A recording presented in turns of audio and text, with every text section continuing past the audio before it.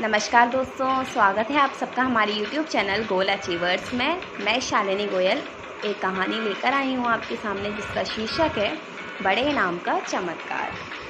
बहुत साल पहले एक जंगल में हाथियों का झुंड रहता था। उस झुंड के सरदार का नाम चतुर्दंत था। वो बहुत विशाल, पराक्रमी, गंभीर और समझदार था। सब उसके संरक्षण में सुखी थे। वह सबकी समस्याएं सुनता और उनका हल निकालता था। उसकी नज़र में छोटे बड़े सब बराबर थे। वो सबका ख्याल रखता था। एक बार इलाके में भयंकर सूखा पड़ा।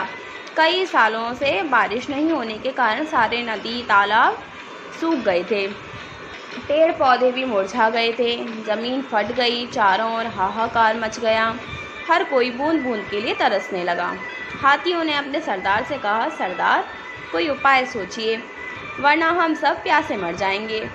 हमारे बच्चे तड़प रहे हैं। हाथियों का सरदार पहले से ही सारी बातें जानता था, मगर उसकी समझ में नहीं आ रहा था कि इस समस्या का क्या समाधान निकाला जाए।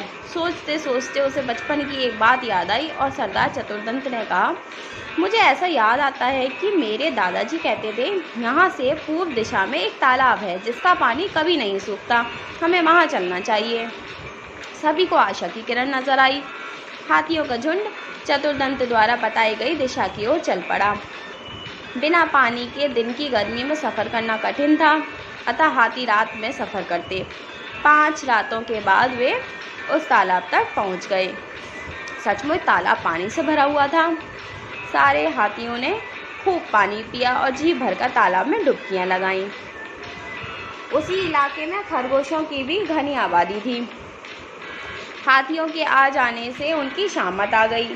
ढेर सारे खरगोश हाथियों के पैरों तले दब गए। उनके बिल भी हाथियों ने रौंद दिए। खरगोशों के बीच हाहाकार मच गया। जिंदा बचे हुए खरगोशों ने एक सभा बुलाई। एक खरगोश बोला, हमें यहाँ से भागना चाहिए। एक तेज स्वभाव वाला खरगोश भागने के हक में ना था। उसने कहा, हमें अकल से काम करना चाहिए। हाथी अंधविश्वासी होते हैं। हम उन्हें कहेंगे कि हम चंद्रवंशी हैं।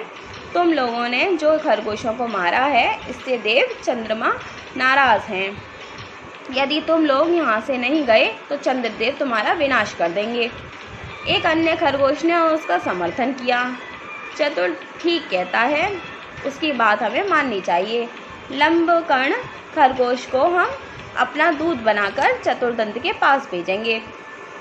इस प्रस्ताव पर सब सहमत हो गए। लंबकर्ण एक चतुर खरगोश था। बहुत सारे खरगोश समाज में उसकी चतुराई की धाक देते थे। बातें बनाना भी उसे खूब आता था। बात से बात निकालने जाने में उसका जवाब नहीं था। जब खरगोशों ने उसे दूध बनाकर जाने के लिए कहा तो वो तुरंत राजी हो गया। खरगोशों पर आए संकट को दूर करके उसे खुशी ही होगी। लंबकर्ण खरगोश चतुर्दंत के पास पहुंचा और दूर से ही एक चट्टान पर चढ़कर बोला, गजनायक चतुर्दंत, मैं लंबकर्ण चंद्रमा का दूत उनका संदेश लेकर आया हूँ। चंद्रमा हमारे स्वामी हैं। चतुर्दंत ने पूछा, भाई क्या संदेश लाए हो तुम? लंबकर्ण बोला, तुमने खरगोश समाज को बहुत हानि पहुंचाई है। चंद्रदेव तुमसे बहुत नाराज हैं। इससे पहले कि वे तुम्हें श्राप दे दें, तुम यहाँ से अपना झुंड लेकर चले जाओ। चतुर्दंत को विश्वास न हुआ। उसने कहा, चंद्रदेव कहाँ हैं? मैं खुद उनके दर्शन करना चाहता हूँ। लंबकर्ण बोला, उचित है। चंद्रदेव असंख्य मृत खरगोशों को श्रद्धांजलि देने स्वयं तालाब में पधार कर बैठे हैं। आइए उनसे मिल लीजिए और खुद ही देख लीजिए कि वे कितने गुस्से में हैं। चालाक लंबकर्ण चतुर्दंत को रात में तालाब पर ले गया। वो पूर्णिमा की रात थी। तालाब में चंद्रमा की परछाई दिख रही थी। इसे देखकर चतुर्दंत घबरा गया। चालाक खरगोश हाथी की घबराहट ताड़ गया और विश्वास से बोला, गजनायक, जरा नज़दीक से चंद्रदेव का साक्षात्कार करें तो आपको पता चलेगा कि आपके झुंड के इधर आने से खरगोशों पर क्या बीती है। अपने भक्तों का दुख देखकर हमारे चंद्रदेव जी के दिल पर क्या गुजर रही है। चतुर खरगोश और शेर लंबकर्ण की बातों पर का गजराज पर जादू सा असर हुआ।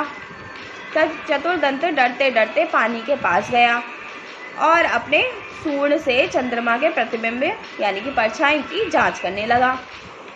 सूंड पानी के निकट पहुंचने पर सूंड से निकली हवा से पानी में हलचल हुई और चंद्रमा का प्रतिबिंब कई हिस्सों में बट गया और विकृत हो गया। यह देखते ही चतुर्दंत को के होश उड़ गए। वह हड़बड़ाहट कई कदम पीछे हट गया। लंबकर्ण तो इसी बात की ताक में था। वे चीखा, देखा, आपको देखते ही चंद्रदेव कितने रुष्ट हो गए। वे क्रोध से कांप रहे हैं और गुस्से से फट रहे हैं। आप अपनी खैर चाहते हैं तो अपने झुंड के साथ यहाँ से तुरंत चले जाएं, वरना चंद्रदेव पता नहीं क्या श्राप दे दें। चतुर्दंत तुरंत अपने झुंड के पास लौट गया और सबको सलाह दी कि उनको यहाँ से तुरंत चले जाना चाहिए। अपने सरदार के आदेश को मानकर हाथियों का झुंड वापस लौट गया। खरगोशों में खुशी की लहर दौड़ गई। हाथियों के जाने के कुछ ही दिन बाद आकाश में बादल आए और जमकर बारिश हुई। इससे पानी की समस्या हल हो गई और हाथियों को फिर कभी उस ओर आने की ज़रूरत ही नहीं पड़ी। तो इस कहानी से हमें सीख मिलती है कि बुद्धिमानी से काम लेकर अपने से ताकतवर दुश्मन को भी मात दी जा सकती है। बताइएगा दोस्तों कमेंट बॉक्स में कि आपको ये कहानी कैसी लगी और हमारे चैनल को सब्सक्राइब करना मत भूलिएगा और ज़्यादा से ज़्यादा शेयर कीजिए। Thank you very much.